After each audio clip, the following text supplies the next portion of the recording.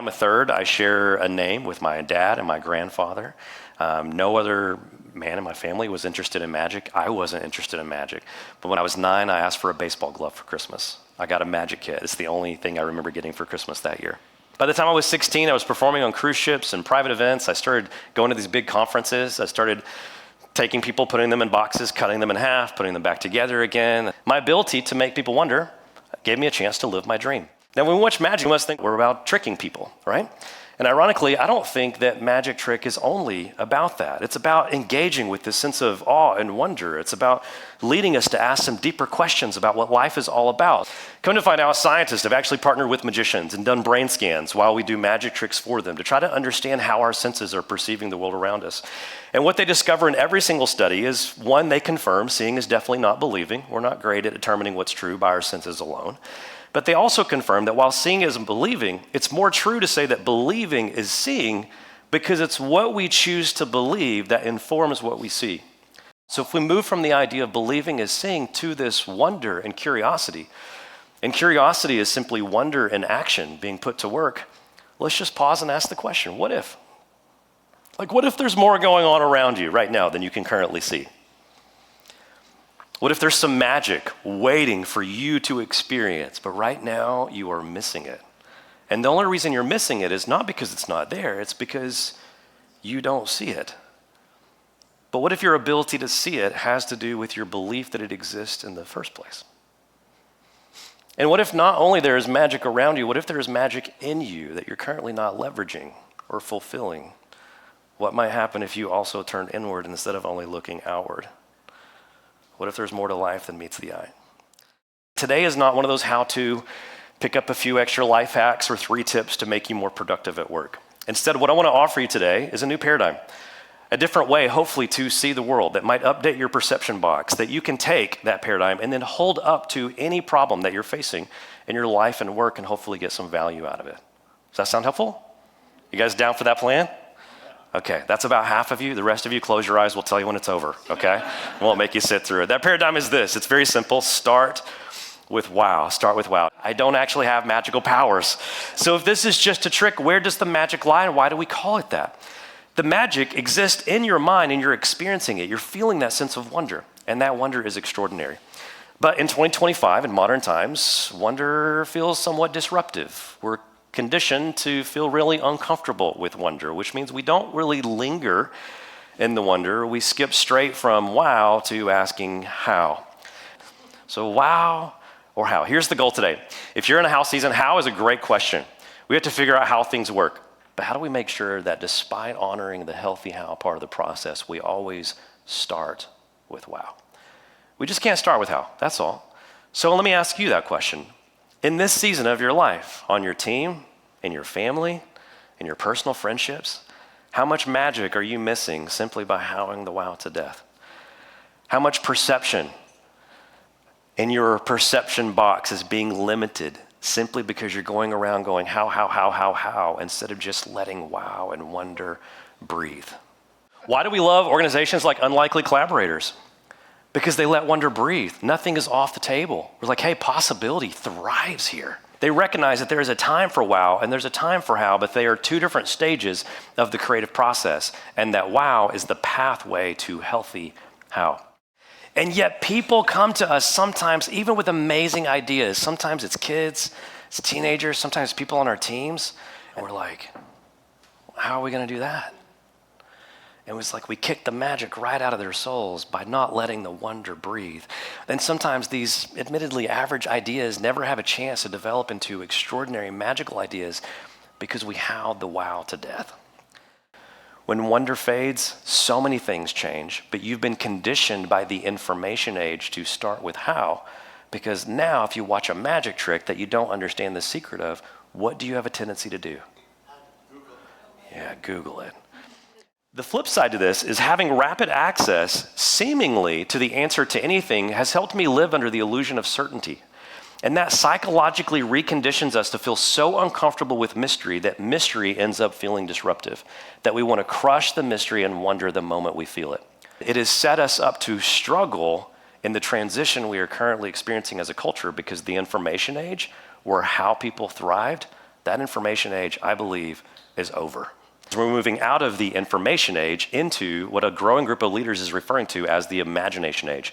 It's about asking the right questions instead of just knowing the right answers. It's not just about collecting knowledge anymore. Your value and how you're compensated in the imagination age is not just about what you know anymore. It's the leadership and storytelling and creativity that you bring to the equation. We're moving from a knowledge-based economy to a wisdom-based economy. Why? Because information and knowledge is now abundant and cheap. Where does wisdom come from? Well, that wisdom is now increasingly rare and invaluable. But there's wisdom in our childhood, there's wisdom in adulthood, there's wisdom in experiences, there's wisdom in character that gets developed over time. But all of it, the source of all of it, it at least starts with wonder. But wonder doesn't have to be reserved for these mountaintop experiences of life. Wonder is something we have agency over. We can choose it. Remember, curiosity is simply wonder in action. It's wonder being put to work. You can choose wonder. Your imagination is active every single day. The question is not if you're using your imagination, the question is how. I like to think of wonder like a little switch. That's why my book is called The Wonder Switch. When you come into this world, that wonder, like a switch, that switch is turned on. You see wonder everywhere. Do you need to see something in order to believe in it when you're a little kid? No, you choose to believe, and that informs your interpretation and perception of the world around you. It changes what you see. But then somewhere along the way, that switch gets turned off, right? Instead of using our imagination to wonder, we start using our imagination to worry. Seneca said that we suffer more in imagination than in reality. The business author, Seth Godin, said that anxiety is just practicing failure in advance. Worry is a misuse of imagination, which means imagination can be productive or it can be destructive. So what story is your imagination creating? It's worth asking. Now, I keep saying storytelling, but we haven't talked about that yet. I've been talking about awe and wonder and curiosity and imagination. So just to be super clear, it's important for all of us to understand that we are, in fact, storytelling creatures. Story is the operating system of the human brain. We think in story, we feel in story, we walk around all day long telling ourselves stories to make sense of the world and find meaning in our pain. And you do this so often that even when you physically sleep at night, your brain stays up all night long doing what? Yeah, telling more stories. We could spend more time unpacking all the sleep research and how your brain sometimes goes through your stories of the day like a filing cabinet. So much story to make sense of the world. Carl Jung said, unless you start paying attention to this stuff, you won't have enough agency over your story. This is the way he said it. Until you make the unconscious conscious, it will direct your life and you will call it fate. So let's not leave it up to fate. Let's pay attention to it.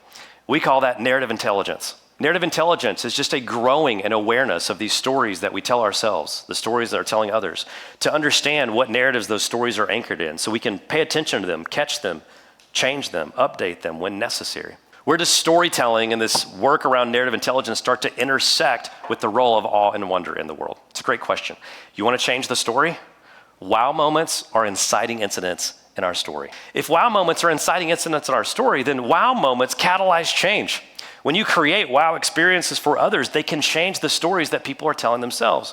Wow moments spark our awe and wonder. My friend Brad Montague says it this way: wonder surprises us, stops us, and rescues us from the ordinary. All right, let's start to wrap this up. What if? That is an amazing question. What if there is more for you to experience in your story than you are currently experiencing? Famous guy and a good guy, Simon Sinek. He didn't say start with why, he said start with why. And that was a helpful book. Start with why is an amazing book, but it's about how to communicate something, an idea. And when you're gonna go communicate with something, including a wow story is awesome, and leading with why is not a bad idea. But when I was starting with wow, seemingly every night on stage, jumping in tanks of water, or fire breathing, something I'd done thousands of times, it doesn't mean that just because other people are saying wow in response to something that I'm doing, that I'm not jaded and cynical on the inside, or that my wonder switch is on. My friend Jade Simmons says that purpose is not the thing that you do. That's like your vocation. I wasn't a magician. Purpose is the thing that happens in others when you do what you do. My vocation might have been a magician, but narrating the impossible was my calling. That's my purpose. But when you lose your sense of wow that's connected to that, you will begin to lose your why will start to fade, because the birthplace of your why was an experience of wow. So what wow gave birth to your why? And how can you go back and tap into that experience of magic to remind you of the wow feeling that gave birth to why you do what you do today? You don't have to be a magician to make real magic happen. You get to perform real magic because what I did today was tricks. That is my vocation. You get to create real magic because magic is anchored in the wonder that people feel in response to your wonder work. And right now, our world needs your magic. The question is, do you believe in it?